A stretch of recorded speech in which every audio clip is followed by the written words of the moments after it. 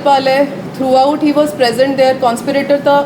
वो सीगा ही सीगा but even while committing the act of murder he was fully part of the plan ਤਾਂ ਤਿੰਨਾਂ ਨੂੰ ਇਹ ਸਾਰਾ ਕੁਝ ਪਤਾ ਸੀਗਾ ਇਸ ਕਰਕੇ ਇਹਦੇ 'ਚ ਅਸੀਂ ਇੱਕ ਵਾਧਾ ਜੁਰਮ ਜਿਹੜਾ ਕਾਮਨ ਇੰਟੈਂਸ਼ਨ ਦਾ ਹੁੰਦਾ ਹੈ ਸੈਕਸ਼ਨ 3 ਸਬਸੈਕਸ਼ਨ 5 ਜਿਹੜਾ BNS ਦਾ ਹੈ ਉਹਦਾ ਵਾਧਾ ਕੀਤਾ ਹੈ ਤੇ ਜਿਹੜਾ ਰਣਜੀਤ ਔਰ ਇੱਕ ਨਾਮਾਲੂਮ ਵਿਅਕਤੀ ਹੈ ਬਿਕੋਜ਼ ਦੇ ਵਰ also part of the criminal conspiracy ਉਹਨਾਂ ਦੋਨਾਂ ਨੂੰ ਵੀ ਅਸੀਂ ਇਸ ਕੇਸ 'ਚ ਨੋਮੀਨੇਟ ਕਰ ਲਿਆ DDR ਐਂਟਰੀ ਪਾ ਕੇ 14 ਤਰੀਕ ਨੂੰ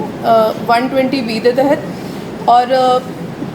ਕਿਉਂਕਿ ਵਕਤ ਸਾਡੀ ਟੀਮਾਂ ਇਨਫੈਕਟ ਅਦਰ ਡਿਸਟ੍ਰਿਕਟਸ ਦੀ ਹੈਲਪ ਲੈ ਕੇ ਵੀ ਅਸੀਂ ਅੰਮ੍ਰਿਤਪਾਲ ਨੂੰ ਫੜਨ ਦੀ ਕੋਸ਼ਿਸ਼ ਕਰ ਰਹੇ ਸੀਗੇ ਬਟ ਉਹ ਛਾਪੇਮਾਰੀ 'ਚ ਕਿਤੇ ਮਿਲਿਆ ਨਹੀਂ ਸੋ ਕੱਲ ਸਵੇਰੇ ਹੀ ਇਹਦਾ ਜਿਹੜਾ ਇੱਕ ਲੁੱਕ ਆਊਟ ਸਰਕੂਲਰ ਹੁੰਦਾ ਹੈ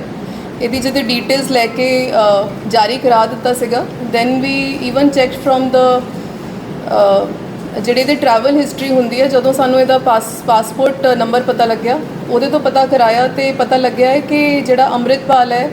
ਇਹਦੀ ਪਲੈਨਿੰਗ ਇੰਨੀ ਸ਼ਾਤਿਰ ਸੀਗੀ ਕਿ ਜਿਸ ਦਿਨ ਇਹਨੇ ਕ੍ਰਾਈਮ ਕਮਿਟ ਕੀਤਾ 2 ਵਜੇ ਦੇ ਲਾਗੇ ਛਾਗੇ ਜਦੋਂ ਉਹਨਾਂ ਨੇ ਮਰਡਰ ਕਰ ਦਿੱਤਾ ਤੇ ਗੱਡੀ ਲੈ ਕੇ ਹੀ ਵੈਂਟ ਟੂ ਅੰਮ੍ਰਿਤਸਰ ਤੇ ਇਹਨੇ 9:15 ਵਜੇ ਅੰਮ੍ਰਿਤਸਰ ਤੋਂ ਇੱਕ ਫਲਾਈਟ ਬੋਰਡ ਕਰਕੇ ਹੀ fled to United Arab Emirates ਜੋ ਇਹਦੀ ਟਰੈਵਲ ਹਿਸਟਰੀ ਤੋਂ ਪਤਾ ਲੱਗਿਆ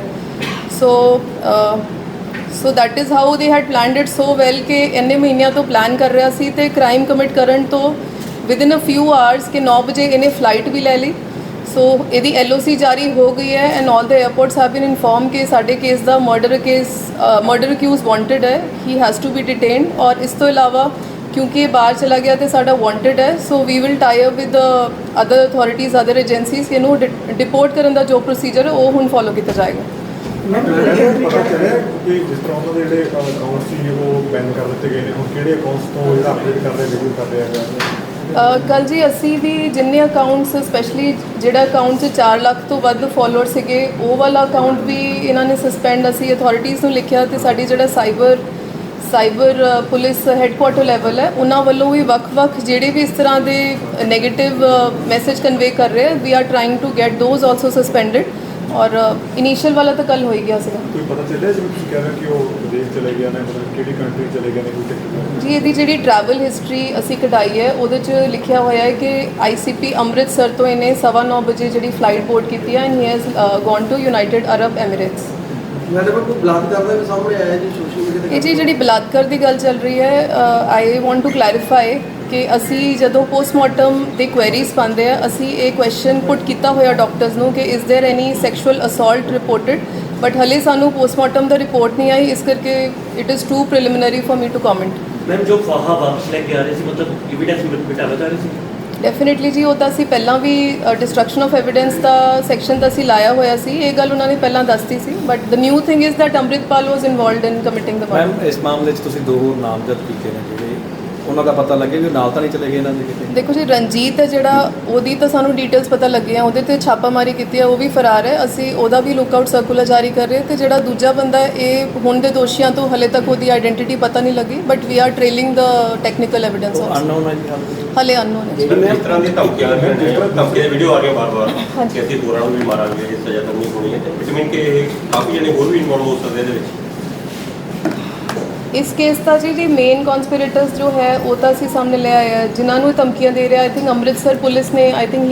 he has been booked there but ਬਾਕੀ ਜਗ੍ਹਾ ਅਕਾਊਂਟਸ ਵੀ ਸਸਪੈਂਡ ਹੋ ਰਹੇ ਆ ਜੋ ਇਸ ਤਰ੍ਹਾਂ ਦੀ ਧਮਕੀਆਂ ਦੇ ਰਹੇ ਇਹ ਗਰੁੱਪ ਜਾਂ ਗੈਂਗ ਦੇ ਵਿੱਚ ਹੋਰ ਕਿੰਨੇ ਕੁ ਪਰਸਨ ਜੀ ਹਾਂਜੀ ਇਸ ਗਰੁੱਪ ਦੇ ਵਿੱਚ ਜਾਂ ਗੈਂਗ ਦੇ ਵਿੱਚ ਕਈ ਆਪਾਂ ਹੋਰ ਕਿੰਨੇ ਕੁ ਪਰਸਨ ਆ ਜਿਹੜੇ 5 ਤੱਕ ਅੱਗੇ ਆ ਗਏ ਹੁਣ ਤੱਕ ਤਾਂ ਜੀ ਅੰਮ੍ਰਿਤਪਾਲ ਹੋ ਗਿਆ ਤੇ ਨਿਮਰਤਜੀਤ ਹੋ ਗਿਆ ਜਸਪ੍ਰੀਤ ਹੋ ਗਿਆ ਤੇ ਰਣਜੀਤ ਐਂਡ 1 ਅਨਨੋਨ ਹੁਣ ਤੱਕ ਦੇ 5 ਇਹਦੇ 'ਚ ਵੀ ਹੋਰ ਵੀ ਹੈ ਸ਼ਾਮਲ ਜੀ ਫਿਲਹਾਲ ਇਹੀ ਹੈ ਜੀ ਜੋ ਤਫਤੀਸ਼ ਅੱਗੇ ਪਤਾ ਲੱਗੇਗਾ ਵੀ ਲੱਗੇਗਾ ਇਸ ਲੱਗਦਾ ਕਿ ਜਿਵੇਂ ਧਮਕੀਆਂ ਜਿਹੜੀਆਂ ਆ ਰਹੀਆਂ ਨੇ ਉਸ ਤੋਂ ਬਾਅਦ ਜਿਹੜੇ ਸੋਸ਼ਲ ਮੀਡੀਆ ਚਲਾ ਰਹੇ ਨੇ ਲਗਾਤਾਰ ਉਹਨਾਂ ਦੀ ਵੀ ਮਾਫੀ ਮੰਗਣ ਵਾਲੀਆਂ ਵੀਡੀਓ ਜਿਹੜੀਆਂ ਆ ਰਹੀਆਂ ਨੇ ਇਸ ਨੂੰ ਪੂਰੇ ਨੂੰ ਕਿਵੇਂ ਦੇਖਦੇ ਹੋ ਕਿਉਂਕਿ ਲਗਾਤਾਰ ਜਿੰਨੇ ਵੀ ਕੁੜੀਆਂ ਮੁੰਡੇ ਜਿਹੜੀਆਂ ਸੋਸ਼ਲ ਮੀਡੀਆ 'ਤੇ ਆਪਣੇ ਇਸ ਤਰ੍ਹਾਂ ਦੇ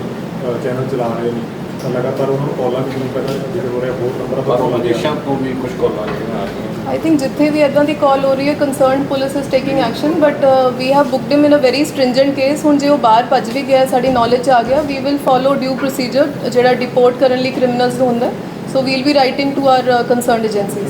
ਜ਼ਿਆਦਾਤਰ ਕਾਲ ਸੀ ਹੋਰ ਕੁਝ ਨਹੀਂ ਅਸੀਂ ਕੋਈ ਨਹੀਂ ਇਹਨਾਂ ਨੂੰ ਜ਼ਿਆਦਾਤਰ ਕਾਲ ਸੀ ਇੰਗਲੈਂਡ ਦੇ ਨੰਬਰਾਂ ਤੋਂ ਹੋ ਰਹੀ ਹੈ ਕਿ ਨੈਟਵਰਕ ਬਾਹਰ ਚੱਲਿਆ ਹੋਇਆ ਸੌਰੀ